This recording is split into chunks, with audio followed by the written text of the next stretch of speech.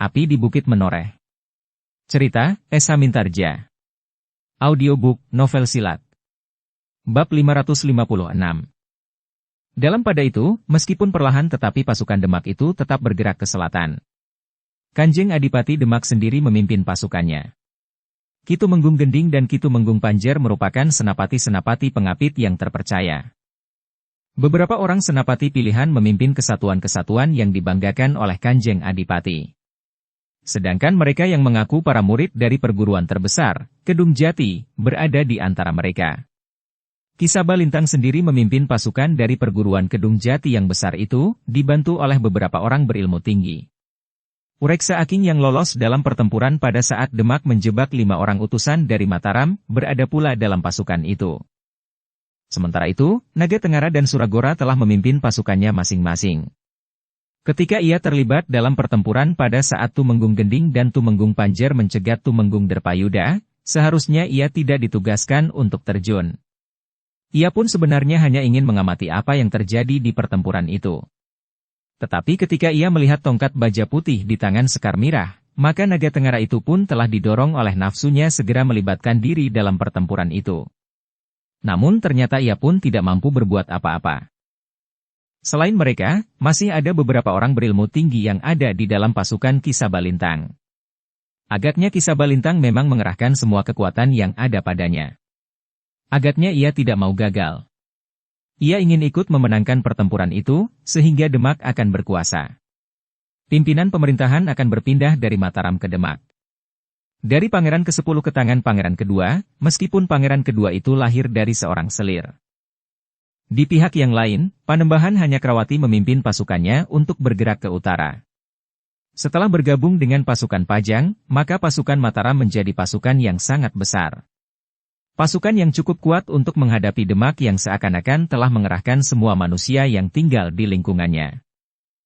Untuk menghindari agar tidak terulang lagi sebagaimana yang pernah terjadi, bahwa pasukan dari Pati yang menyerbu ke Mataram pada masa pemerintahan Kanjeng Panembahan Senapati berhasil menyusup ke selatan sampai ke Prambanan, maka pasukan Mataram harus bergerak lebih ke utara lagi sebelum pasukan Demak semakin mendesak ke selatan, apalagi sampai ke Prambanan. Gerakan pasukan Mataram itu pun sudah diketahui pula oleh para pemimpin di Demak. Para petugas sandi dari Demak juga sudah melihat bahwa Mataram dan Pajang pun telah mengerahkan pasukan yang sangat besar untuk menghadapi pasukan Demak. Namun karena itu maka Demak tidak lagi memecah pasukannya. Yang terserak di beberapa kademangan telah ditarik, justru bersama-sama anak-anak muda dan semua laki-laki yang masih kuat untuk turun ke peperangan. Ketika petugas sandi Mataram menyusup sampai ke Sima, maka agaknya Sima pun telah dikosongkan. Pasukan Demak yang ada di Sima telah ditarik ke induk pasukannya. Namun induk pasukannya lah yang bergerak semakin ke selatan. Namun justru karena itu, maka kemudian pasukan Mataram yang besar itulah yang kemudian berhenti di Sima. Rasa-rasanya Sima tidak kuat lagi menyangga beban pasukan Mataram. Namun justru karena Sima telah kosong, maka pasukan Mataram pun dapat berada di mana-mana. Sepeninggal prajurit Demak dan orang-orang yang mengaku murid dari perguruan Kedung Jati, maka rakyat Sima sendiri telah pergi mengungsi. Sementara anak-anak muda dan semua orang laki-laki yang masih kokoh telah dihirup ke dalam pasukan Demak. Karena itulah maka keluarganya menjadi ketakutan, bahwa para prajurit Mataram akan menumpahkan dendamnya kepada mereka karena mereka ikut dianggap bersalah. Dengan demikian maka pasukan Mataram menemukan rumah sekademangan yang kosong, beberapa banjar padukuhan, rumah para bebahu kademangan dan padukuhan-padukuhan. Barak-barak dan penginapan-penginapan dari berbagai tingkat yang sudah kosong pula. Penginapan-penginapan di dekat-dekat pasar yang terdiri dari barak-barak memanjang yang tanpa disekat, serta penginapan-penginapan yang lebih baik dengan bilik-bilik yang semula tentu terawat dengan rapi. Karena itulah maka pasukan Mataram dan Pajang justru menganggap bahwa Sima akan dapat menjadi perkemahan pasukan yang baik, sebelum mereka bergerak lebih ke utara melewati pegunungan Kendeng. Sementara itu pasukan Demak masih berada di sebelah selatan pegunungan Ungaran. Daerah di sekitar Kedung Jati dan melebar ke timur sampai ke Jungwangi telah dipergunakan untuk perkemahan pasukan Demak yang telah siap bergerak semakin ke selatan. Tetapi karena pasukan Mataram telah berada di Sima, maka Demak pun harus menjadi semakin berhati-hati. Namun dalam pada itu, sebelum kedua pasukan itu sempat bertemu dan berhadap-hadapan dalam gelar, maka Kipatih Mandaraka telah menghadap Panembahan Hanyakrawati. "Wayah Panembahan," berkata Kipatih Mandaraka. "Aku mohon izin untuk menemui Kanjeng Adipati Demak." Kanjeng Panembahan Hanyakrawati terkejut. Dengan serta-merta ia pun bertanya, "Untuk apa, Eyang?" "Keberadaanku di dalam pasukan Mataram ini memang mengandung satu keprihatinan. Aku ingin mencoba untuk meredakan gejolak perasaan Kanjeng Pangeran Puger. Bukankah sejak berangkat dari Mataram aku sudah pernah menyinggungnya?" Panembahan Hanyakrawati menarik nafas panjang. Kemudian katanya, "Eyang, terima kasih atas niat baik Eyang Mandaraka. Tetapi aku masih saja mencemaskan keselamatan Eyang. Ketika Ki Tumenggung Derpayuda dan beberapa orang yang lain aku utus pergi ke Demak, maka Kakang Mas Adipati di Demak sampai hati untuk mencelakai utusan yang seharusnya dijamin keselamatannya. Tetapi aku kira Wayah Pangeran Puger tidak akan memperlakukan aku seperti itu." "Kang Mas Pangeran Puger tentu tidak akan berbuat demikian, Eyang. Tetapi orang-orang yang ada di sekitarnya adalah orang-orang yang tidak bertanggung jawab. Orang-orang yang tidak menghormati pangeran tentang utusan yang harus mendapat perlindungan dan bahkan harus dihormati. Tetapi aku yakin bahwa aku tidak akan diperlakukan buruk, Wayah. Aku yakin akan hal itu. Aku hanya memerlukan 2 orang saja yang aku harap dapat menyertai aku pergi menemui Kanjeng Pangeran Puger." Agaknya Kipatih Mandaraka sudah bulat tekadnya untuk menemui Kanjeng Pangeran Puger, terdorong oleh keprihatinannya sebagai orang tua melibat cucu-cucunya bertengkar. Dengan demikian maka Panembahan Hanyakrawati pun tidak dapat mencegahnya lagi. Bahkan Panembahan Hanyakrawati itu pun menawarkan sepasukan pengawal raja untuk mengawal Kipatih Mandaraka. "Tidak, Wayah. Aku hanya akan membawa 2 orang saja, yang akan bersamaku menghadap Wayah Pangeran Puger." "Siapakah yang akan pergi menemui Kakang Mas Pangeran Puger bersama Eyang?" "Aku tidak akan menolak siapapun yang akan Wayah perintahkan pergi menyertaiku menemui Wayah Pangeran Puger." Panembahan Hanyakrawati termangu-mangu sejenak. Namun kemudian katanya, "Baiklah, Eyang. Eyang akan pergi menemui Kakang Mas Pangeran Puger bersama Paman Pangeran Singasari dan Adi Mas Pangeran Puger, yang baru saja aku tetapkan kedudukannya." Kipatih Mandaraka mengerutkan dahinya. Dengan nada berat ia pun berkata, "Aku senang jika Wayah Panembahan memerintahkan Angger Pangeran Singasari pergi bersamaku menemui Wayah Pangeran Puger. Tetapi aku mohon agar yang menyertaiku jangan Wayah Pangeran Puger muda. Pengaruhnya tentu akan kurang baik, bahkan mungkin akan dapat menyinggung perasaan Wayah Pangeran Puger. Dengan demikian, seandainya aku dapat melunakkan hatinya, maka Wayah Pangeran Puger itu merasa sudah tidak ada lagi tempat baginya di Mataram, karena gelar yang dipergunakan telah diserahkan kepada Raden Mas Tembaga, sehingga yang kemudian bergelar Pangeran Puger di Mataram adalah Raden Mas Tembaga." Panembahan Hanyakrawati mengangguk-angguk. Ia memang merasa agak tergesa-gesa menyerahkan gelar Pangeran Puger kepada adiknya, Raden Mas Tembaga. Tetapi perasaannya waktu itu juga didorong oleh kekecewaannya terhadap sikap Pangeran Puger, pangeran kedua. "Eyang," berkata Panembahan Hanyakrawati kemudian. "Kalau begitu, silahkan Eyang pergi bersama Adi Mas Pangeran Demang tanpa nangkil." "Baiklah, Wayah.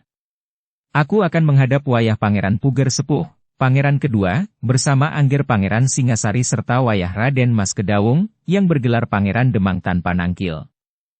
Demikianlah, maka Kipatih Mandaraka yang tua itu meninggalkan perkemahan pasukan Mataram menuju ke perkemahan pasukan Demak, disertai 2 orang pangeran dari Mataram. Jalan menuju ke perbukitan tempat pasukan Demak berkemah adalah satu jalur memanjang dari barat ke timur, bagaikan jalan di kuburan tua. Sepi. Tidak ada orang yang lewat. Rumah-rumah di sebelah menyebelah jalan pun tidak lagi berpenghuni. Semuanya telah pergi mengungsi. Mereka tahu benar betapa garangnya para prajurit di peperangan. Yang kalah akan mendendam kepada setiap orang yang ditemuinya, tanpa menghiraukan apakah orang itu terlibat atau tidak. Sedangkan yang menang akan menjarah apapun yang ditemuinya di sekitar medan pertempuran. Semua harta benda yang berharga akan dirampas dan menjadi milik para prajurit yang memenangkan perang. Karena itu maka orang-orang yang merasa berada di garis perang, merasa lebih baik pergi mengungsi.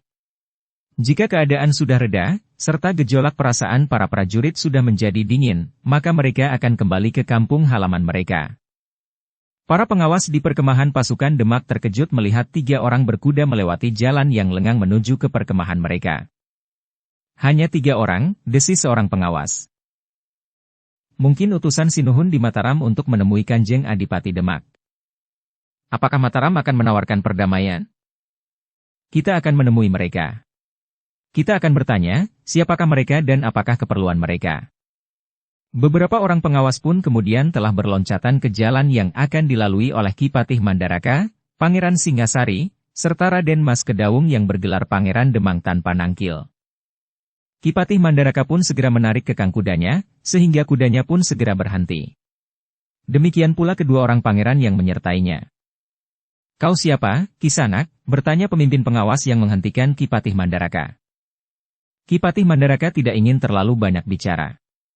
Ia pun segera menjawab. "Aku Ki Patih Mandaraka dari Mataram. Kedua orang yang menyertaiku adalah Pangeran Singasari serta Pangeran Demang tanpa nangkil." Para pengawas yang menghentikan ketiga orang itu memang agak terkejut. Mereka pun segera bergeser surut sambil mengangguk hormat. Pemimpin pengawas itu pun berkata, "Kami mohon maaf, karena kami tidak tahu dengan siapa kami berhadapan." "Baiklah. Sekarang antar kami menghadap Kanjeng Pangeran Puger." Pemimpin pengawas itu pun ragu-ragu sejenak. Sementara Ki Patih Mandaraka pun berkata, "Kau jangan ragu-ragu. Aku tidak akan berbuat curang. Kami hanya bertiga." Pemimpin pengawas itu mengangguk-angguk kecil. "Aku hanya ingin berbicara dengan Kanjeng Pangeran Puger." Pemimpin pengawas itu pun kemudian memerintahkan 5 orang prajuritnya untuk mengantar Ki Patih Mandaraka ke gardu pengawas dan menyerahkannya kepada lurah prajurit yang bertugas. "Silahkan, Ki Patih. Kami tidak dapat meninggalkan tempat ini, karena kami bertugas di sini." "Baik. Kalian memang harus menjalankan tugas kalian dengan sebaik-baiknya." Demikianlah, Ki Patih Mandaraka, Pangeran Singasari dan Pangeran Demang tanpa nangkil telah diantar ke gardu pengawasan. 2 orang prajurit berjalan di depan, 3 orang yang lain berjalan di belakang. Di gardu pengawas, kedatangan Ki Patih Mandaraka untuk menemui Kanjeng Adipati Demak juga menimbulkan keraguan-raguan. Namun akhirnya Ki Lurah akan menyerahkan ketiga orang itu kepada senapati yang bertanggung jawab di induk pasukan Demak. "Ada pesan yang harus aku sampaikan kepada Wayah Adipati di Demak," berkata Ki Patih Mandaraka kepada senapati yang bertugas di induk pasukan itu. "Bukankah kalian dapat mempertimbangkan dengan nalar, apa yang dapat kami lakukan hanya bertiga? Kami hanya akan berbicara beberapa saat saja." Ternyata senapati itu tidak dapat menentang wibawa Ki Patih Mandaraka. Senapati itu pun kemudian memerintahkan 2 orang prajuritnya untuk menghubungi Narpacundaka Kanjeng Adipati di Demak. "Siapakah mereka?" bertanya Narpacundaka itu. "Ki Patih Mandaraka, Pangeran Singasari dan Pangeran Demang tanpa nangkil." "Ki Patih Mandaraka?" Narpacundaka itu terkejut. "Ya. Ki Patih Mandaraka tentu sudah sangat tua. Apakah ia masih dapat menempuh perjalanan sejauh ini?" Orang itu memang sudah tua. Tetapi ia masih nampak tegar. Narpacundaka itu berpikir sejenak. Namun kemudian ia pun berkata, "Suruh mereka kembali. Aku tidak percaya bahwa Ki Patih Mandaraka akan pergi sendiri ke Demak. Apalagi bertiga mendahului pasukan dan ingin bertemu dengan Kanjeng Adipati saja. Jadi, suruh mereka pergi. Katakan bahwa Kanjeng Adipati tidak dapat ditemui oleh siapapun. Kanjeng Adipati baru memimpin sidang para pemimpin dan para senapati Demak serta para pemimpin dari perguruan Kedung Jati." "Baik," jawab prajurit itu sambil mengangguk hormat. Namun ketika mereka beringsut, terdengar seseorang bertanya, "Siapa yang akan menemui aku?" Narpacundaka itu terkejut. Ia pun segera berpaling sambil mengangguk hormat. "Tidak ada. Kanjeng. Jangan berbohong. Aku mendengar prajurit itu mengatakan bahwa ada yang akan menemuiku. Seorang Demang, Kanjeng.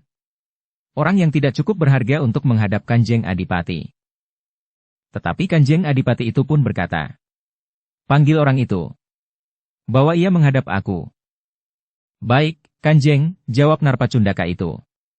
Tetapi Kanjeng Adipati itu pun segera menyahut, "Bukan kau, tetapi prajurit itu." Bawa orang yang ingin menghadap aku itu kemari. Jika yang kau bawa bukan mereka, maka kepalamu akan aku penggal di hadapan kawan-kawanmu. Prajurit-prajurit itu pun menjadi ketakutan. Karena itu maka mereka telah mempersilahkan Ki Patih Mandaraka, Pangeran Singasari dan Pangeran Demang tanpa nangkil untuk menghadap. Namun secepat itu pula, Narpacundaka itu telah memerintahkan seorang prajurit untuk memanggil Ki Tumenggung Gending dan Ki Tumenggung Panjar. Keduanya harus segera datang. Baik, jawab prajurit itu. Ketika Ki Patih Mandaraka, Pangeran Singasari dan Pangeran Demang tanpa nangkil menghadap, maka Kanjeng Adipati Demak ternyata tidak dapat menahan gejolak perasaannya. Dengan sendat Kanjeng Adipati Demak itu pun menyapa. Eyang, Paman dan Adimas Kedawung, aku mengucapkan selamat datang di perkemahan ini. Kami baik-baik saja, Wayah. Bagaimana dengan Wayah sekeluarga? Kami semuanya baik-baik saja, Eyang. Aku sudah rindu kepada keluarga Wayah di Demak. Karena itu aku memaksa untuk menemui Wayah kali ini. Angger Pangeran Singasari dan Wayah Kedawung aku minta menemani aku datang ke perkemahan ini. Sayang bahwa yang aku temui di sini hanya Wayah sendiri. Eyang, tentu saja aku tidak dapat membawa keluarga ke medan perang. Jika saja perang ini tidak terjadi, Wayah. Jantung Pangeran Puger terasa bergetar semakin cepat. Pertanyaan itu pun tiba-tiba telah muncul di hatinya. Kenapa perang ini harus terjadi? Wayah, berkata Ki Patih Mandaraka. Jika saja masih ada jalan untuk mengurungkan perang besar ini. Aku membayangkan bahwa dalam perang besar ini, berpuluh-puluh jiwa akan melayang. Namun aku juga membayangkan, bagaimana Wayah Pangeran Puger sangat mengasihi Wayah Panembahan Hanyakrawati semasa Panembahan masih kecil. Sebagai pangeran kedua, Pangeran Puger berselisih beberapa tahun dengan Wayah Panembahan Hanyakrawati sebagai pangeran ke-10. Pangeran Puger itu pun termangu-mangu sejenak. Kenangannya sempat terbang ke masa kanak-kanaknya, selagi para pangeran kecil itu masih bermain di pertamanan yang sama, meskipun mereka lahir dari ibu berbeda. Para pangeran itu sempat bermain dan bercanda bersama. Meskipun sekali-sekali para pangeran kecil itu bertengkar, namun mereka pun berbaik kembali. Di bangsal dalam, mereka bersama-sama berlatih menari. Sedangkan di masa remaja mereka pun bermain kuda bersama di arah-arah dekat Ganjur. Sejenak suasana menjadi hening. Ki Patih Mandaraka membiarkan Kanjeng Pangeran Puger bermain dengan angan-angannya mengenang masa kecilnya. Tetapi keheningan itu pun segera tersentak. Ki Tumenggung Gendinglah yang lebih dahulu memasuki ruangan. Jadi Ki Patih Mandaraka sendirilah yang sekarang datang menemui Kanjeng Adipati, suara Ki Tumenggung Gending menghentak ruangan. Pangeran Singasari dan Pangeran Demang tanpa nangkil terkejut. Tetapi Ki Patih Mandaraka sendiri justru seakan-akan tidak mendengarnya. Ki Patih yang tua itu sama sekali tidak berpaling. Bahkan Ki Patih itu pun kemudian berkata, Wayah, itulah sebabnya aku datang menemui Wayah. Apakah aku akan sampai hati menyaksikan Wayah bertengkar dengan adik sendiri? Kenapa Ki Patih menyesalinya? Bertanya Ki Tumenggung Gending. Justru karena Pangeran Adipati Anom itu berani melawan kakak sendiri, maka Ki Patih harus memperingatkannya. Ki Patih harus mengatakan kepadanya, bahwa yang berhak atas tahta Mataram adalah Kanjeng Pangeran Puger. Tetapi Ki Patih Mandaraka sama sekali tidak mendengarkannya. Ki Patih itu masih saja berkata, Wayah Pangeran. Apakah Wayah tidak berusaha untuk mencari cara penyelesaian yang terbaik, jika terjadi perbedaan pendapat antara sesama saudara sendiri? Tidak ada jalan terbaik kecuali perang, Ki Patih, geram Ki Tumenggung Gending. Wayah, berkata Ki Patih Mandaraka. Sebenarnya lah bahwa Wayah Panembahan Hanyakrawati masih membuka pintu bagi Wayah Pangeran Puger untuk membicarakan persoalan-persoalan yang menyangkut perbedaan pendapat antara dua orang saudara. Mungkin Pangeran menganggap bahwa uluran tangan Wayah Panembahan Hanyakrawati dengan memberikan limpahan kekuasaan Mataram kepada Kanjeng Pangeran Puger di Demak ini keliru. Mungkin Kanjeng Pangeran Puger melihat ada kebenaran lain yang lebih mendasar dari apa yang terjadi sekarang. Mungkin Wayah Panembahan Hanyakrawati telah mengesampingkan tatanan, paugeran dan apalagi keadilan. Jelas. Itu jelas, sahut Ki Tumenggung Gending. Tetapi ketika ia masih akan berbicara lagi, tiba-tiba saja Kanjeng Adipati Demak itu pun membentak hampir berteriak. Diam! Diam kau, Ki Tumenggung Gending! Ki Tumenggung Gending terkejut sekali. Kanjeng Adipati Demak tidak pernah membentaknya demikian garang. Bahkan ketika Ki Tumenggung itu akan berbicara lagi, Kanjeng Adipati itu pun menggeram. Jika kau masih berbicara lagi, aku persilakan kau keluar. Peringatan itu adalah peringatan yang paling keras yang pernah diterimanya. Namun dalam pada itu, selagi Ki Tumenggung Gending mempertimbangkan keadaan, maka Ki Tumenggung Panjer pun memasuki ruangan itu. Tetapi Ki Tumenggung Panjer bersikap lebih sopan dari Ki Tumenggung Gending. Setelah duduk, sambil mengangguk hormat Ki Tumenggung Panjer pun berkata, "Ampun Ki Patih, Pangeran Singasari dan Raden Mas Kedawung. Hamba mohon ampun, karena hamba tidak tahu bahwa Ki Patih dan kedua orang pangeran ini berada di sini." Ki Patih Mandaraka menarik nafas panjang. Katanya, "Kau masih sempat mengenali aku, Ki Tumenggung Panjer?" "Tentu, Ki Patih. Hamba pernah menghadap ke Mataram pada waktu pasowanan. Di dalam pasowanan itu ada Ki Patih Mandaraka, ada Pangeran Singasari, dan ada pula Raden Mas Kedawung. Hamba tidak akan pernah lupa, Ki Patih. Terima kasih, bahwa kau masih tetap mengenali kami. Jika demikian, kau tentu masih Ki Tumenggung Panjer yang dahulu." "Tentu, Ki Patih. Hamba masih Tumenggung Panjer yang dahulu." "Kenapa? Apakah benar begitu?" "Ya.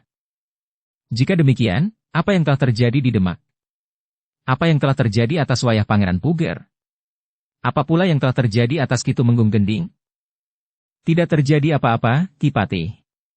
Semuanya masih tetap seperti dahulu." "Lalu pasukan yang digelar memanjang di sebelah selatan pegunungan Ungaran itu?" "Itu merupakan usaha Kanjeng Adipati agar Mataram tetap tidak berubah. Agar Mataram tetap berpihak pada kebenaran dan keadilan. Yang seharusnya menerima tahta, biarlah menerima tahta. Karena itu adalah haknya." Ki Patih Mandaraka tersenyum. Katanya, "Kau benar, Ki Tumenggung Panjer. Kalau begitu aku mengucapkan terima kasih atas sikapmu itu. Nah, sekarang katakan kepada wayah Pangeran Puger sebagaimana kau katakan itu. Kau tentu memahami tatanan dan paugeran, sehingga kau dapat berbicara tentang kebenaran dan keadilan. Tatanan dan paugeran itu disusun dalam satu masa tertentu yang berlaku sesuai dengan masanya. Jika waktu itu bergerak, gejolak dan kemauan rakyat pun bergejolak, maka tatanan dan paugeran itu harus menyesuaikan dirinya." Ki Patih Mandaraka tertawa. Ki Patih pun kemudian berkata kepada Kanjeng Pangeran Puger, "Wayah, bagaimana sikap yang akan Wayah ambil? Aku tahu bahwa di sekitar Wayah sekarang terdapat orang-orang pintar seperti Ki Tumenggung Gending, Ki Tumenggung Panjer, serta beberapa orang Narpacundaka serta para pemimpin yang lain, yang mempunyai sikap dan pandangan yang berbeda dengan tatanan dan paugeran yang ada. Tetapi aku yakin bahwa wayah Pangeran Puger bukan seorang pangeran yang kehilangan pegangan sehingga tidak lagi mengenali tatanan dan paugeran." "Ampun, Kanjeng Adipati," berkata Ki Tumenggung Gending. "Hamba tidak dapat dipaksa untuk berdiam diri seperti patung di pertemuan seperti ini. Karena itu maka dibenarkan atau tidak dibenarkan, hamba ingin mendukung pendapat Ki Tumenggung Panjer. Mungkin cara hamba berbicara agak berbeda. Tetapi tegasnya, sikap Kanjeng Adipati tidak akan berubah." "Ki Adipati Gending," sahut Pangeran Singasari. "Paman Patih Mandaraka berbicara dengan anak mas Pangeran Puger. Karena itu kau tidak usah memotong pembicaraan itu. Aku adalah seorang yang dituakan di sini. Selama ini Kanjeng Adipati selalu mendengarkan pendapatku dan pendapat Ki Tumenggung Panjer. Tetapi Ki Patih Mandaraka seakan-akan tidak mendengar semua kata-kata Ki Tumenggung Gending dan bahkan Ki Tumenggung Panjer. Karena itu maka Ki Patih Mandaraka itu pun berkata, "Wayah Pangeran, segala keputusan ada di tangan Wayah. Segala perintah Wayah akan ditaati oleh setiap prajurit di Demak. Tetapi di dalam pasukan Demak tidak hanya terdiri dari para prajurit Demak. Di dalam pasukan Demak juga terdapat para murid dari perguruan terbesar yang murid-muridnya tersebar di seluruh tanah ini, bahkan sampai ke Bangwetan, pesisir lor dan telatah-telatah yang lain," sahut Ki Tumenggung Gending. Tetapi Ki Patih masih saja tidak menghiraukannya. Katanya, "Karena itu, Wayah, marilah. Aku mengemban perintah Wayah Panembahan Hanyakrawati untuk memanggil Wayah Pangeran Puger untuk menghadap. Wayah Panembahan Hanyakrawati ingin berbicara langsung dengan Wayah Pangeran Puger." Wajah Kanjeng Pangeran Puger menjadi sangat tegang. Rasa-rasanya Pangeran Puger itu berdiri di persimpangan jalan, yang kedua-duanya menuju ke pusaran angin prahara yang akan menggilasnya dan melemparkannya ke dalam kegelapan. Dalam keadaan yang kalut itu, terdengar suara Ki Tumenggung Gending. Kanjeng Adipati sudah tidak mempunyai pilihan. Kemudian Ki Tumenggung Panjer pun berkata, di luar menunggu Ki Sabalintang, yang telah membawa seluruh kekuatannya ke dalam pasukan Demak. Merekalah yang akan menggilas kekuatan Mataram yang tidak seberapa banyaknya itu. Apalagi kita yakin bahwa secara pribadi, para murid dari perguruan Kedung Jati memiliki kelebihan dari para prajurit Mataram. Kanjeng Adipati Demak benar-benar menjadi sangat bingung. Angin prahara itu rasa-rasanya semakin besar dan semakin dekat, sehingga akhirnya dari kedua sisi jalan simpang itu datang bergulung-gulung badai yang sangat dahsyat. Kanjeng Pangeran Puger itu seakan-akan telah kehilangan pegangan. Namun tiba-tiba saja Pangeran Puger itu pun berkata, Eyang Patih Mandaraka, Paman Pangeran Singasari dan Dimas Raden Mas Kedawung. Aku sudah kehilangan diriku sendiri. Ki Patih Mandaraka menarik nafas panjang. Dipandanginya Kanjeng Adipati Puger dengan kerut di dahi.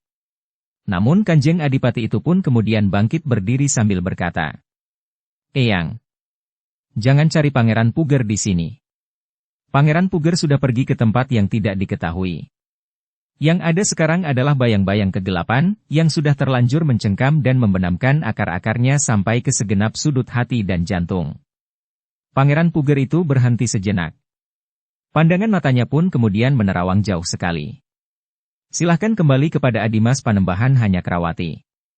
Katakan kepada Adimas, bahwa aku tidak datang menghadap. Tidak, Wayah. Wayah hanya menjadi bingung karena orang-orang yang ada di sekitar Wayah adalah orang-orang yang dengan sengaja menjerumuskan Wayah ke dalam keadaan yang kalut. Jika Wayah berniat pergi menghadap Wayah Panembahan Hanyakrawati, maka Wayah dapat melakukannya. Para prajurit akan melindungi Wayah. Jika mereka tidak mau mentaati perintah Wayah, maka itu berarti bahwa mereka telah melakukan pemberontakan ganda. Setiap prajurit tahu, hukuman apa yang akan mereka terima atas pemberontakan ganda itu. Meskipun demikian bukannya berarti tanpa pernah ada pengampunan. Kebingungan yang sangat telah mencengkam jantung Kanjeng Pangeran Puger. Namun dalam keadaan yang rumit itu terdengar suara Ki Tumenggung Gending. Pergilah, Ki Patih, Pangeran Singasari dan Raden Mas Kedawung. Jika kalian tidak mau pergi, maka kami akan terpaksa mengusir kalian dengan kekerasan. Siapa yang akan melakukan kekerasan? Kau, geram Pangeran Singasari. Sudahlah, Ger, berkata Ki Patih Mandaraka. Jangan layani orang-orang yang tidak tahu diri. Sekarang kita akan minta Kanjeng Pangeran Puger untuk menghadap Kanjeng Panembahan Hanyakrawati. Tidak. Kanjeng Adipati tidak akan melakukannya. Marilah, Wayah, ajak Ki Patih Mandaraka. Cukup, teriak Ki Tumenggung Gending. Tetapi Ki Patih Mandaraka tidak menghiraukannya. Bahkan Ki Patih itu pun kemudian bangkit berdiri. Selangkah ia maju mendekati Kanjeng Adipati Demak yang berdiri seperti patung. Jangan mendekat, teriak Ki Tumenggung Gending. Namun Ki Patih Mandaraka tidak menghiraukannya. Selangkah lagi Ki Patih itu bergerak maju. Namun Ki Tumenggung Gending dan Ki Tumenggung Panjer tidak membiarkannya.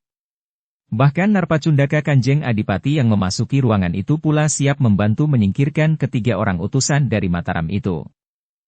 Ketika Ki Patih Mandaraka bergeser lagi selangkah maju, maka Ki Tumenggung Gending dan Ki Tumenggung Panjer serentak meloncat. Mereka berniat untuk mendorong Ki Patih Mandaraka agar tidak menjadi semakin dekat dengan Kanjeng Adipati Demak. Namun tiba-tiba saja Ki Tumenggung Gending dan Ki Tumenggung Panjer itu terlempar dan jatuh terpelanting menimpa dinding ruangan. Sementara itu Narpacundaka yang juga bergerak maju, tiba-tiba saja telah menjadi pingsan. Tidak ada yang dapat menghalangi aku, berkata Ki Patih Mandaraka. Aku, Eyang, sahut Pangeran Puger dengan suara gemetar. Eyang jangan memaksa aku. Aku akan menjalani kodratku. Biarlah aku menjalani keharusan yang akan terjadi padaku. Aku telah menyatakan diri, sadar atau tidak sadar, yang terlontar dari hati yang rapuh, bahwa aku telah menyatakan diri memberontak terhadap Mataram. Tetapi wayah pangeran belum terlambat untuk merubahnya. Kodratku tidak akan berubah. Telah terucapkan dari mulutku, bahwa aku akan merebut tahta dari Adimas Panembahan Hanyakrawati. Yang pun tidak akan dapat merubahnya, bahwa aku harus berperang melawan adikku sendiri. Wajah Ki Patih Mandaraka menjadi merah. Debar jantungnya serasa menjadi semakin cepat. Hampir saja orang tua itu kehilangan kesabaran. Tetapi nalar budinya yang sudah mengendap mampu mengendalikannya. Dengan nada berat Ki Patih Mandaraka pun berkata, "Wayah Pangeran Puger. Aku sudah mencoba. Tetapi wayah telah mengeraskan hati wayah Pangeran. Baiklah, aku akan kembali kepada wayah Panembahan Hanyakrawati. Aku akan memberikan kesaksian atas peristiwa yang telah terjadi di sini." Ki Patih Mandaraka tidak menunggu jawaban Kanjeng Adipati Demak. Kepada Pangeran Singasari dan Pangeran Demang tanpa nangkil, Ki Patih itu pun berdesis. "Marilah kita pergi." Ketiga orang itu pun kemudian meninggalkan ruangan itu. Sementara itu Pangeran Puger itu pun telah terduduk kembali. Kedua telapak tangannya menutup wajahnya. Giginya gemeretak menahan gejolak perasaannya. Sebangsal penyesalan telah menjejali dada Kanjeng Adipati Demak. Tetapi ia memang tidak akan mungkin surut kembali. Dalam pada itu, Ki Tumenggung Gending dan Ki Tumenggung Panjer pun perlahan-lahan telah bangkit kembali. Mereka berusaha menyadarkan Narpacundaka yang telah menjadi pingsan. Namun Kanjeng Adipati Demak itu pun tidak lagi berbicara apa-apa. Ia pun telah bangkit berdiri dan meninggalkan ruangan itu. Dengan geram Ki Tumenggung Gending itu pun berkata, "Iblis tua itu hampir saja mengguncangkan tekad Kanjeng Adipati. Orang itulah yang pantas mati. Kita dapat mengirimkan sekelompok prajurit pilihan untuk membunuh iblis tua itu, serta Pangeran Singasari dan Raden Mas Kedawung," sahut Ki Tumenggung Panjer. "Sulit untuk membunuh iblis tua itu. Biarlah ia kembali kepada Panembahan Hanyakrawati. Biarlah pada saatnya ia melihat pasukan Mataram dihancur leburkan oleh pasukan Demak bersama-sama dengan pasukan perguruan Kedung Jati. Mungkin orang itu sendiri tidak akan terbunuh. Tetapi ia akan mati karena bersedih atas kehancuran pasukan Mataram. Bahkan kita akan membunuh Panembahan Hanyakrawati yang berani turun langsung ke medan perang." Ki Tumenggung Panjer termangu-mangu sejenak. Namun kemudian ia pun berkata, "Aku akan kembali ke pasukanku." Lalu katanya kepada Narpacundaka yang baru sadar dari pingsannya itu, "Hati-hati. Awasi Kanjeng Adipati sebaik-baiknya. Jika ada yang mencurigakan, beritahu kami. Pesankan pula kepada Narpacundaka yang akan bertugas berikutnya." "Baik, Ki Tumenggung," jawab Narpacundaka itu. Sementara itu, Kanjeng Adipati Demak pun telah masuk ke dalam biliknya. Ia pun segera duduk di pembaringan, tepekur dengan menyilangkan tangannya di dadanya. Pangeran Puger itu rasa-rasanya sedang berusaha menilai kembali segala tingkah lakunya. Tetapi segala sesuatunya telah terlambat. Kanjeng Pangeran Puger itu tidak dapat lagi melangkah kembali. Ia sudah terjun sampai ke tengah sungai. Karena itu maka Kanjeng Pangeran Puger itu pun harus tetap menyeberang. Namun tiba-tiba saja Kanjeng Pangeran Puger itu memanggil Narpacundakanya. Dengan lantang Kanjeng Pangeran Puger itu memberikan perintah. "Siapkan kudaku. Aku akan melihat persiapan-persiapan yang sudah dilakukan. Aku ingin melihat langsung kekuatan pasukan Demak." Narpacundaka itu tidak dapat mengelak lagi. Karena itu maka ia pun segera memerintahkan prajurit untuk memanggil kembali Ki Tumenggung Gending, Ki Tumenggung Panjer dan bahkan para pemimpin dari perguruan Kedung Jati. Selain menghubungi para tumenggung itu, Narpacundaka itu pun telah memerintahkan para prajurit yang bertugas untuk menyampaikan pemberitahuan bahwa Kanjeng Adipati Demak akan meneliti pasukan Demak, termasuk pasukan dari perguruan Kedung Jati. Beberapa saat kemudian, para prajurit itu pun telah menghubungi para senapati. Karena itulah maka para senapati pun dengan tergesa-gesa telah menyiapkan pasukan mereka di perkemahan. Perkemahan para prajurit Demak dan para murid dari perguruan Kedung Jati yang membujur memanjang dari barat ke timur di sebelah selatan Pegunungan Ungaran. Perkemahan prajurit Demak serta pasukan dari perguruan Kedung Jati itu menempati beberapa kademangan. Mereka tinggal di banjar-banjar padukuhan, di rumah Ki Bekel dan para bebahu. Mereka juga tinggal di rumah penduduk. Bahkan mereka membebankan keperluan mereka sehari-hari kepada rakyat yang lingkungannya dipergunakan sebagai ajang perkemahan. Tidak seorang pun yang dapat menolak. Bahkan mereka yang kehabisan beras, harus berhutang kepada tetangga-tetangga, agar ia dapat menyediakan makan bagi orang-orang yang dibebankan kepadanya. Keinginan Kanjeng Adipati Demak untuk melihat kesiagaan para prajurit Demak serta pasukan dari perguruan Kedung Jati itu telah menimbulkan gejolak di perkemahan. Para prajurit dan para murid dari perguruan Kedung Jati nampaknya lebih cepat menyiapkan diri daripada pasukan Wiratani yang terdiri dari anak-anak muda serta laki-laki yang masih kuat untuk berperang, namun yang sehari-harinya adalah petani. Tetapi para senapati di Demak dan para murid perguruan Kedung Jati telah memberikan latihan-latihan kepada mereka, apa yang harus mereka lakukan jika pada suatu saat mereka harus berada di medan pertempuran. Ketika terik matahari yang sudah mulai menurun itu rasa-rasanya masih membakar tubuh, maka Kanjeng Adipati Demak diiringi 2 orang Narpacundaka, Ki Tumenggung Gending, Ki Tumenggung Panjer serta beberapa orang senapati pilihan, telah meneliti keadaan pasukannya yang sangat besar.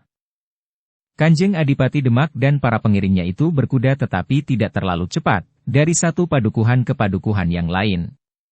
Pasukan yang berada di setiap padukuhan telah dipersiapkan di halaman banjar padukuhan yang rata-rata cukup luas. Ternyata pasukan Demak telah benar-benar siap. Pasukan yang sangat besar itu telah membuat perasaan Kanjeng Adipati Demak itu mekar. Dengan berusaha melupakan penyesalan yang sempat menyesakkan dadanya, Pangeran Puger itu pun berkata, "Aku bangga. Besok atau lusa, pasukan Mataram akan hancur berkeping-keping. Kita akan langsung menerobos masuk ke Mataram. Aku akan duduk di atas tahta Mataram. Kami semuanya akan mengorbankan apa yang dapat kami korbankan bagi keberhasilan pangeran," berkata Ki Tumenggung Gending. Sementara itu, Ki Patih Mandaraka telah menghadap Kanjeng Panembahan Hanyakrawati di perkemahan. Dengan wajah yang muram Ki Patih Mandaraka menceritakan hasil perjalanannya menemui Kanjeng Adipati di Demak. Kanjeng Pangeran Puger telah terbelenggu oleh keberadaan beberapa orang di sekitarnya. Sulit bagi wayah Pangeran Puger untuk berusaha melepaskan diri. Akar benalu itu telah menyusup sampai ke dasar jantungnya. Jadi Kakang Mas Pangeran Puger sudah benar-benar tidak mau mendengarkan pendapat Eyang, bertanya Kanjeng Panembahan Hanyakrawati. "Ya, wayah." Pada saat-saat kata-kataku sempat menyentuh jantung Kanjeng Pangeran Puger, Ki Tumenggung Gending dan Ki Tumenggung Panjer telah membujuknya untuk tetap mengeraskan hatinya. Keduanya benar-benar iblis dalam wujudnya sebagai pemimpin yang sangat berpengaruh di Demak. Wayah Pangeran Puger benar-benar telah kehilangan pribadinya. Jadi apa yang sebaiknya kita lakukan, menurut Eyang? Tidak ada jalan lain, wayah, kecuali memisahkan Kanjeng Pangeran Puger dari para pemimpin yang telah mempengaruhinya itu. Usaha melepaskan diri. Akar benalu itu telah menyusup sampai ke dasar jantungnya. Dengan kekerasan, jantung Ki Patih Mandaraka berdesir. Namun kemudian perlahan-lahan sekali ia berdesis. "Ya." Dengan kekerasan. Kata-kata Ki Patih Mandaraka yang diucapkan dengan berat hati itu berarti perang. Tetapi memang sudah tidak ada pilihan lain. Mataram harus berperang melawan Demak.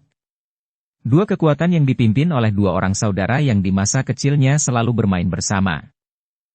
"Apa boleh buat?" terdengar Kanjeng Panembahan Hanyakrawati berdesis. "Tidak ada pilihan lain. Kecuali jika aku bersedia menyerahkan tahta kepada Kakang Mas Pangeran Puger. Namun bagiku yang penting bukan tahta itu sendiri bagi aku pribadi, tetapi Mataram harus menegakkan paugeran yang menjadi pegangannya." Pada saat itu pula, maka telah jatuh perintah Kanjeng Panembahan Hanyakrawati, bahwa pasukan Mataram supaya berada dalam kesiagaan tertinggi. "Mungkin kita harus bergerak ke utara," berkata Kanjeng Panembahan Hanyakrawati. Dalam pada itu, kedua pasukan yang besar itu masing-masing sudah berada dalam kesiagaan tertinggi. Ternyata Kanjeng Adipati Demak telah memerintahkan pasukannya untuk bergerak lebih ke selatan. Akhirnya pasukan Demak itu pun berhenti di Tambak Uos dan membuat perkemahan di daerah itu. Sebuah perkemahan yang sangat luas yang memenuhi beberapa padukuhan, karena pasukan Demak memang sebuah pasukan yang sangat besar. Para petugas sandi di Mataram pun kemudian telah memberikan laporan kepada para senapati, bahwa pasukan Demak telah berkemah di Tambak Uos. Kanjeng Panembahan Hanyakrawati pun kemudian mengumpulkan para senapatinya. Kanjeng Panembahan Hanyakrawati kemudian memberikan gambaran tentang keberadaan pasukan Demak serta kekuatannya. Eyang Patih Mandaraka sudah kehabisan akal untuk membujuk Kakang Mas Pangeran Puger agar bersedia datang menemui aku. Bahkan ternyata Kakang Mas Pangeran Puger telah maju ke selatan sampai ke Tambak Uos. Dengan demikian maka segala kemungkinan untuk membicarakan persoalan yang timbul antara Demak dan Mataram sudah tertutup rapat. Karena itu, maka satu-satunya cara untuk menyelesaikan persoalan antara Demak dan Mataram adalah perang. Para senapati pun menerima perintah itu dengan hati yang berdebar-debar. Yang mereka lakukan kemudian adalah mempersiapkan pasukan sebaik-baiknya. Para prajurit Mataram pun kemudian digelar dari ujung sampai ke ujung. Kemudian di sela-sela pasukan prajurit Mataram, terdapat para prajurit Pajang. Kemudian terselip di antaranya adalah rakyat Pajang dan Mataram yang memiliki kemampuan sebagaimana prajurit. Para pengawal tanah perdikan menoreh, para pengawal Kademangan Sangkal Putung, Kademangan Ganjur, Piungan, dan lain-lain. Sedangkan mereka yang masih terlalu sedikit mengenal senjata dan tatanan perang berada di lapis kedua, di bawah pimpinan para prajurit. Kemudian di belakang mereka masih ada pasukan cadangan, yang terdiri berbagai unsur yang dapat digerakkan setiap saat jika diperlukan. Mereka juga bertugas untuk mengatasi kemungkinan buruk yang mungkin terjadi pada pasukan yang terdiri dari para petani yang belum terlalu banyak mendapat latihan. Jika mereka benar-benar dalam kesulitan, maka pasukan cadangan yang berada di belakang garis pertempuran itu akan digerakkan. Atau jika seluruh pasukan mendapat tekanan sehingga tidak teratasi, maka pasukan cadangan akan turun ke medan. Para senapati memang memperhitungkan bahwa perang itu tidak akan selesai dalam satu hari. Karena itu, keberadaan pasukan cadangan sangat diperlukan. Pada hari kedua, ketiga dan selanjutnya, pasukan Mataram tidak boleh kehabisan tenaga. Ketika Kanjeng Panembahan Hanyakrawati berniat untuk menjadi senapati langsung pada hari pertama, Ki Patih Mandaraka menasehatkan agar yang menjadi senapati di hari pertama bukan Kanjeng Panembahan Hanyakrawati sendiri. Dengan nada dalam Ki Patih Mandaraka pun berkata, "Wayah, sebaiknya pada hari pertama Wayah tidak melibatkan diri langsung di medan pertempuran. Biarlah para pangeran sajalah yang akan menjadi senapati menghadapi pasukan Demak. Mungkin Angger Pangeran Singasari akan dapat menjadi senapati yang mampu menguasai medan perang yang besar ini, dengan senapati pengapit Pangeran Puger dan Pangeran Demang tanpa nangkil. Kemudian Pangeran Singasari akan menunjuk beberapa orang senapati yang akan berada di ujung pasukan induk, serta senapati yang akan memimpin sayap-sayap pasukan." Panembahan Hanyakrawati termangu-mangu sejenak. Sementara Ki Patih pun berkata selanjutnya, "Sementara itu Wayah Panembahan akan dapat menyaksikan pertempuran itu tanpa terganggu oleh tugas seorang senapati.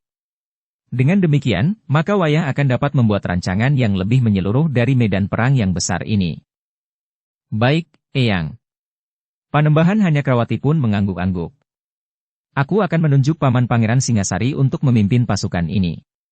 Tetapi agar Paman Pangeran Singasari tidak terlalu terikat dengan keterlibatannya di medan, maka biarlah Paman Singasari, di samping para senapati pengapit, didampingi oleh senapati-senapati lainnya." "Aku sependapat, Wayah. Agaknya sudah waktunya Wayah menentukan gelar perang yang akan dipergunakan oleh pasukan Mataram menghadapi prajurit Demak yang besar, termasuk di dalamnya pasukan dari murid perguruan Kedung Jati." "Baiklah, Eyang. Aku mohon bantuan Eyang untuk menentukan langkah-langkah selanjutnya, sementara Kakang Mas Pangeran Puger sudah menempatkan pasukannya di Tambak Uos." Hari itu juga Panembahan Hanyakrawati telah memanggil para pemimpin pasukan yang menyertainya.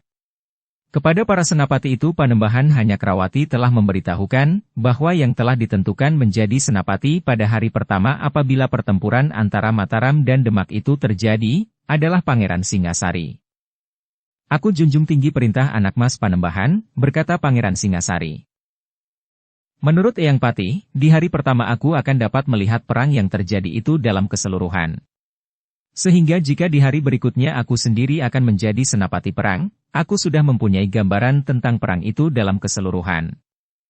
Dalam pada itu, Ki Patih Mandaraka pun berpendapat bahwa menghadapi pasukan Demak yang besar itu, Mataram tidak hanya akan mempergunakan satu gelar. Pasukan Mataram sebaiknya membuka 3 gelar perang yang akan menyerang Demak dari 3 jurusan. Dari arah barat, dari selatan dan dari timur.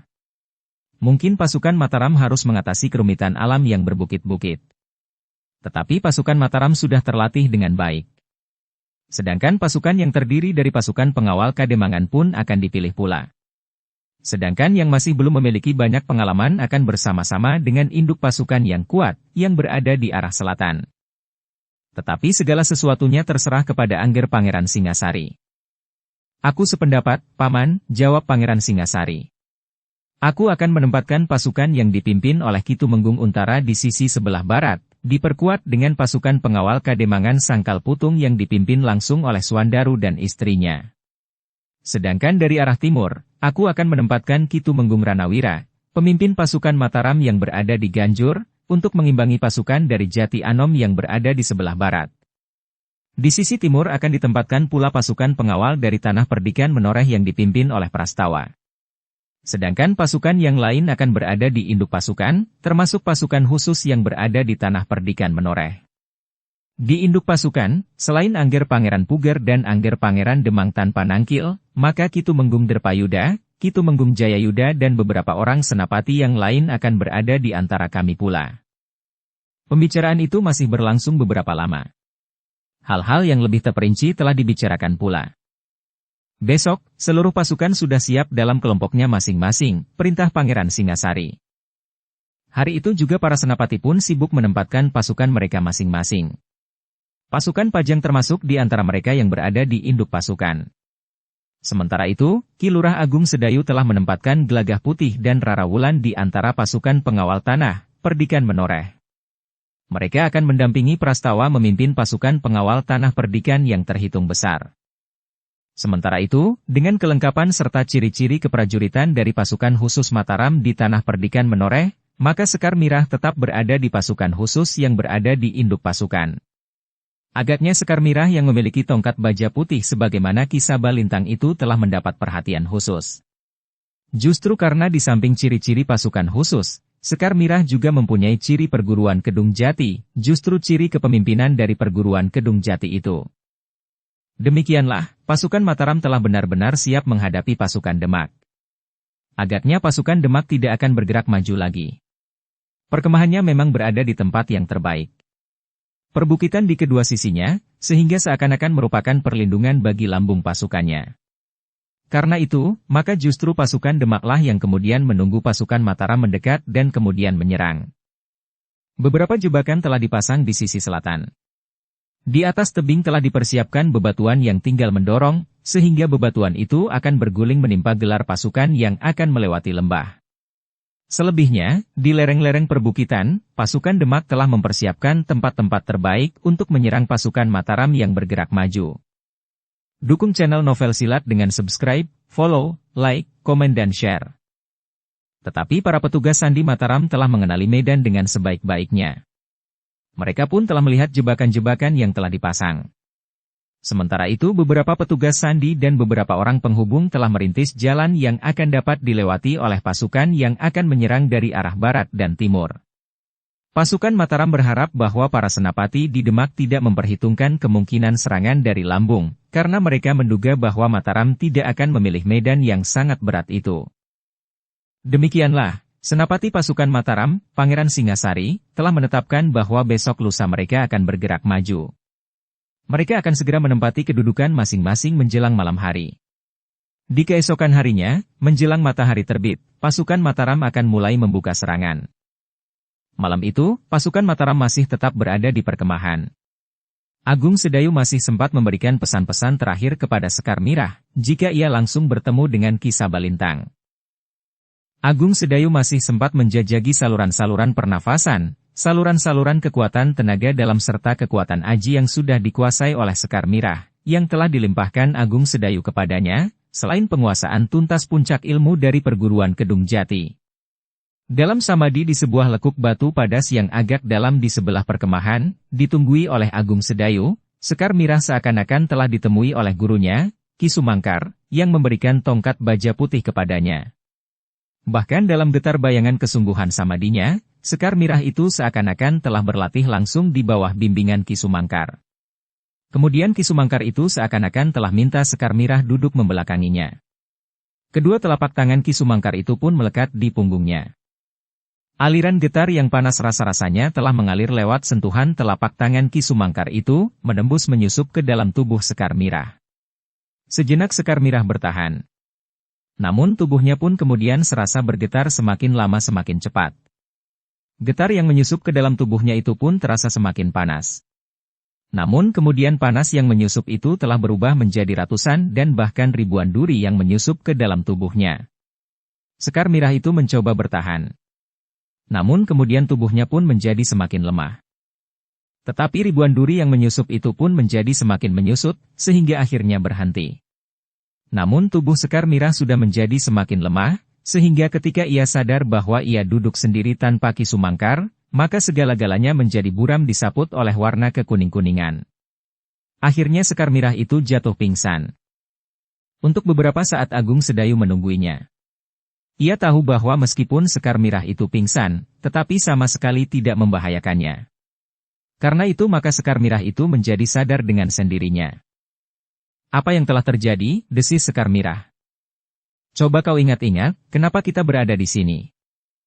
Sekar Mirah pun merenung sejenak. Namun kemudian ia ingat sepenuhnya, untuk apa ia berada di tempat itu. Rasa-rasanya aku telah bertemu dengan guru, berkata Sekar Mirah. Guru siapa? Ki Sumangkar, desis Sekar Mirah. Aku melihat dalam samadimu kau duduk tepekur. Aku melihat bahwa tubuhmu seakan-akan telah menjadi kosong. Sekar Mirah pun kemudian menceritakan apa yang telah terjadi dengan dirinya. Yakinlah, jika kau bertemu dengan Ki Sabalintang, namun kau dan Ki Sabalintang tidak menemukan singgungan untuk mencari penyelesaian tentang perguruan Kedung Jati, maka kau akan dapat mengimbangi kemampuan Ki Sabalintang.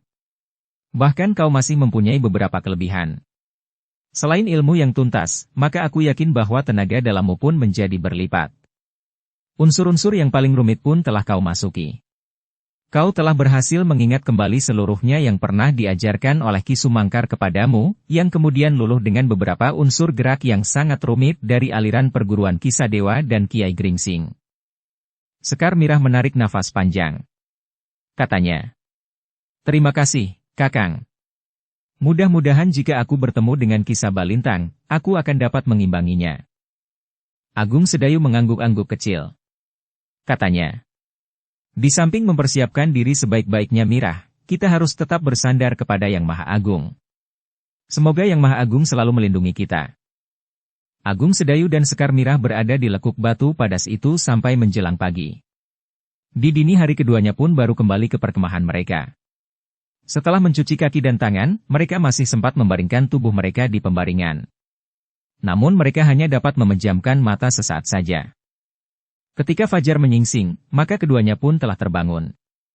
Para prajurit dari pasukan khusus itu pun telah terbangun pula. Namun mereka telah memberi kesempatan Sekar Mirah untuk pergi ke Pakiwan lebih dahulu. Hari itu para prajurit Mataram itu pun telah mempersiapkan diri sebaik-baiknya. Lewat tengah hari, mereka akan bergerak maju menempati kedudukan mereka masing-masing sesuai dengan hasil pembicaraan para pemimpin dari Mataram. Pasukan induk akan bergerak langsung mendekati pertahanan lawan dari arah selatan. Sementara perhatian pasukan Demak ditujukan kepada pasukan induk, maka dua pasukan yang lain, yang lebih kecil dari pasukan induk itu, akan bergerak melingkar. Mereka akan melewati medan yang berat untuk mempersiapkan diri menyerang pasukan Demak itu dari arah lambung. Namun pasukan yang mendapat tugas untuk melingkar serta menyerang dari lambung itu adalah pasukan yang sudah terlatih baik serta memiliki pengalaman yang luas. Pasukan yang dipimpin Untara adalah pasukan andalan. Sedangkan pasukan pengawal Kademangan Sangkal Putung adalah pasukan pengawal Kademangan yang memiliki tataran prajurit serta memiliki pengalaman yang luas pula. Sejak Tohpati membayangi Kademangan Sangkal Putung yang subur, pada masa Jipang dikalahkan oleh Pajang, maka pengawal Sangkal Putung telah ditempa oleh pengalaman perang yang luas. Sedangkan pasukan yang dipimpin oleh Ki Tumenggung Ranawira adalah pasukan yang telah berulang kali terlibat dalam pertempuran yang menentukan bagi Mataram. Pasukan yang berada di Ganjur itu memiliki prajurit yang jumlahnya cukup besar. Sementara dari arah serangannya, pasukan dari Ganjur itu akan bersama-sama dengan pasukan pengawal Tanah Perdikan menoreh. Pasukan yang sudah berpengalaman menghadapi pasukan dari perguruan Kedung Jati, pasukan yang selalu mengejutkan dengan orang-orang berilmu tinggi yang selalu saja dapat diketemukan dan dibujuk oleh Ki Sabalintang untuk berpihak kepadanya, atau sebaliknya orang-orang yang sengaja ingin memanfaatkan keadaan bagi kepentingan mereka sendiri. Di samping kesibukan para prajurit dengan kelengkapan masing-masing, tidak kalah sibuknya adalah mereka yang bertugas di dapur.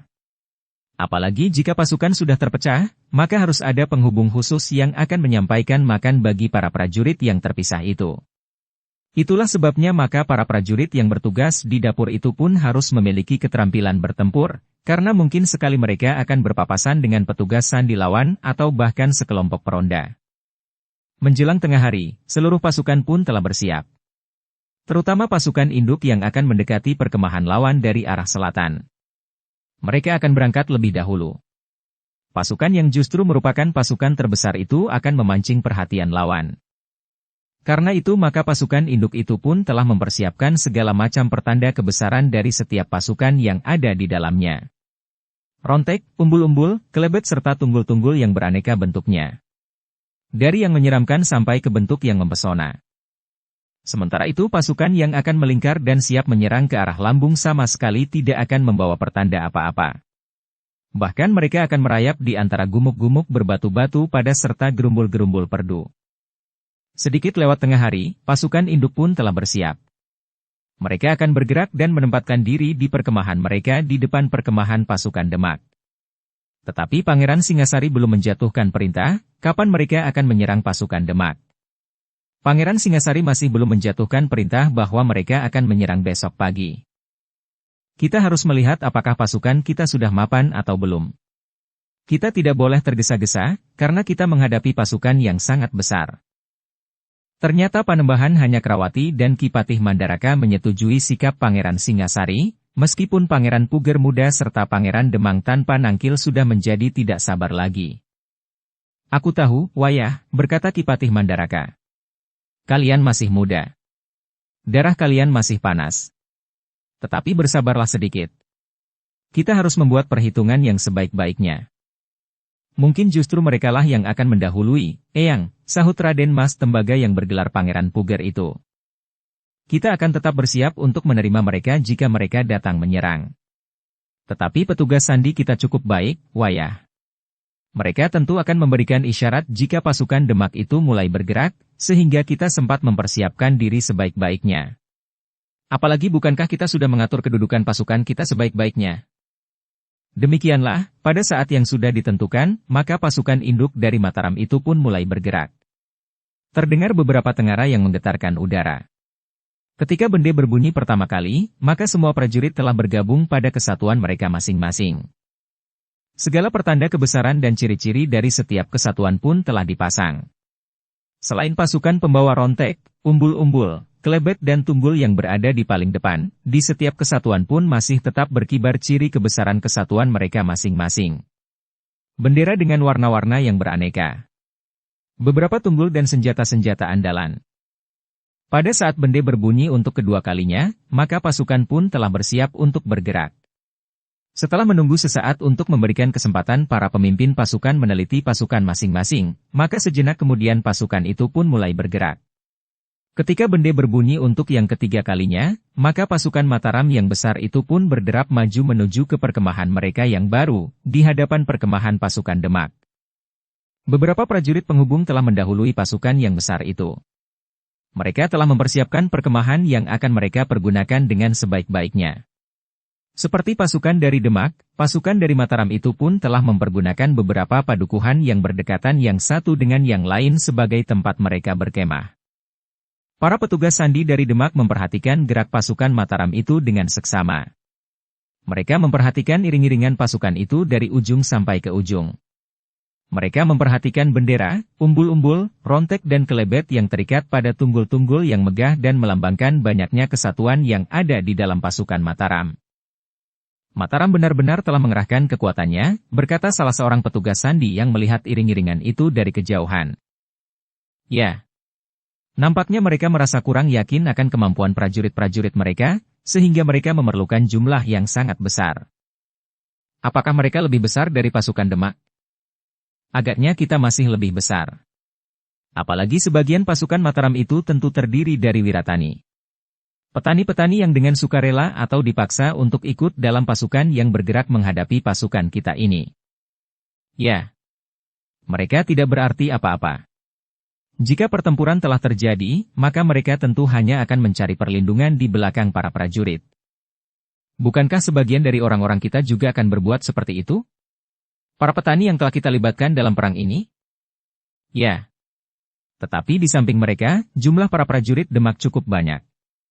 Jumlah para murid dari perguruan Kedung Jati pun banyak pula. Sementara itu para petani yang kita libatkan dalam perang ini sudah kita siapkan sebelumnya. Kita sudah memberikan latihan-latihan perang, sehingga mereka bukan orang-orang yang sama sekali buta tentang peperangan serta tentang senjata jenis apapun. Kawannya mengangguk-angguk. Katanya.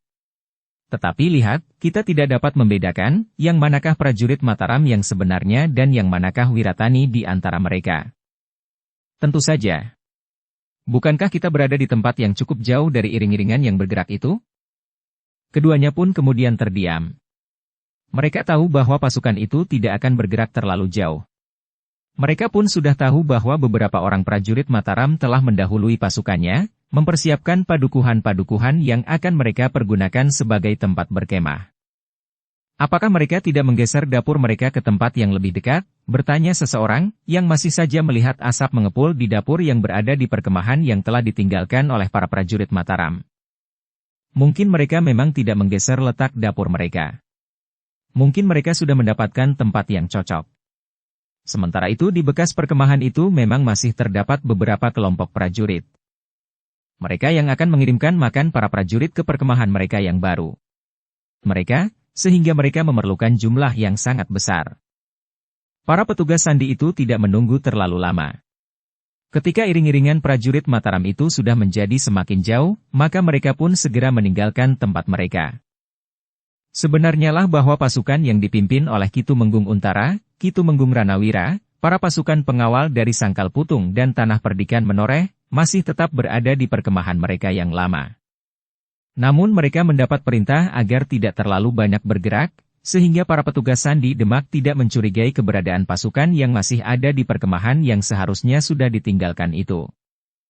Sementara itu para prajurit yang bertugas di dapur pun telah mempersiapkan peralatan untuk mengangkut makan para prajurit yang sudah bergerak maju, tetapi juga yang akan bergerak melingkar melalui medan yang berat. Para prajurit yang bertugas di dapur itu pun menyadari bahwa tugas mereka pun akan menjadi semakin berat pula. Demikianlah, pasukan induk Mataram itu pun maju mendekati perkemahan para prajurit Demak. Untuk mengimbangi pasukan Mataram yang memamerkan ciri-ciri kebesarannya, maka di perkemahannya, pasukan Demak pun telah memasang tanda-tanda kebesarannya pula.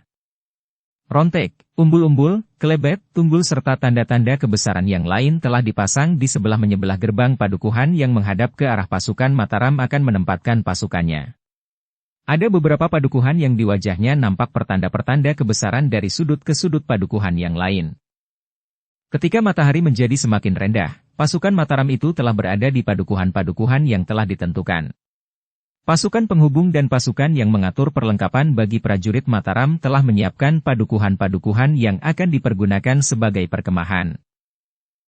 Beberapa saat kemudian, pasukan yang besar itu pun telah memasuki lingkungan perkemahannya. Mereka mempergunakan beberapa padukuhan, yang satu sama lain jaraknya tidak terlalu jauh. Yang jaraknya terjangkau oleh suara kentongan yang dapat dipergunakan sebagai isyarat jika terjadi sesuatu, atau yang dapat dijangkau oleh anak panah sendaren atau anak panah api. Perhatian pasukan Demak memang hanya tertuju kepada pasukan induk yang sedang menempatkan diri di perkemahannya itu. Mereka ditempatkan di beberapa padukuhan sesuai dengan pembagian kedudukan masing-masing jika pasukan Mataram itu akan membuka gelar. Ketika senja turun, ternyata prajurit Mataram itu sudah mapan. Mereka sudah mulai dapat beristirahat bergantian. Para prajurit itu mempergunakan banjar-banjar padukuhan, rumah Ki Bekel dan para bebahu, serta rumah-rumah yang besar dan berhalaman luas sebagai barak mereka. Namun ketika senja turun, datang perintah dari Senapati Agung pasukan Mataram itu, Pangeran Singasari, bahwa para prajurit harus mempergunakan kesempatan sebaik-baiknya untuk beristirahat. Agaknya kita akan menyerang besok pagi-pagi sebelum matahari terbit, berkata seorang prajurit kepada kawannya. Bagiku, lebih cepat lebih baik. Kalau menang ya menang, kalau kalah ya kalah. Kalau hidup ya hidup, kalau mati ya mati. Jangan berbicara tentang mati. Kau takut mati? Kalau aku takut mati, aku tidak berada di sini sekarang. Meskipun demikian, tidak ada orang yang sengaja menyuruhkan hidupnya untuk mati. Memang ada 1-2 orang yang melakukan bunuh diri dan mengakhiri hidupnya sendiri, tetapi itu termasuk perkecualian. Kawannya tidak bertanya lagi. Seperti yang diperintahkan, mereka pun kemudian telah mempergunakan waktu mereka sebaik-baiknya untuk beristirahat. Demikian pula para prajurit yang lain, kecuali yang memang sedang bertugas. Sementara pasukan induk itu beristirahat, maka pasukan yang telah ditunjuk telah berangkat menempuh jalan melingkar. Dalam keremangan senja mereka merayap di antara gumuk-gumuk kecil dan di sela-sela gerumbul-gerumbul perdu. Mereka pun melewati lingkungan yang dipenuhi dengan tebing yang rendah dan landai, celah-celah batu-batu padas, lereng-lereng yang miring serta ditumbuhi belukar yang lebat. Meskipun demikian, pasukan yang melingkar di sebelah kiri dan kanan pasukan induk itu pun maju dengan cepat, dipandu oleh para petugas sandi dan penghubung yang sebelumnya telah berusaha mengenal lingkungan itu. Pada wayah sepi wong, pasukan itu sudah berada di tempatnya. Yang berada di sisi sebelah barat sempat berkemah di sebuah padukuhan yang terletak di tanah yang miring. Mereka dapat beristirahat di rumah-rumah penghuni padukuhan itu yang telah mengosongkan rumahnya. Mereka telah mengungsi di tempat yang cukup jauh atas anjuran para prajurit Demak. Tetapi para prajurit yang melingkar di sisi timur harus puas berkemah di sebuah pategalan. Tidak ada rumah yang dapat mereka pergunakan sebagai tempat berteduh. Hanya ada 1-2 buah sumur yang dapat mereka timba airnya untuk mandi. Namun untunglah bahwa tidak jauh dari pategalan itu terdapat sebuah sungai meskipun tidak begitu besar. Meskipun demikian, para prajurit Mataram itu tidak mengeluh.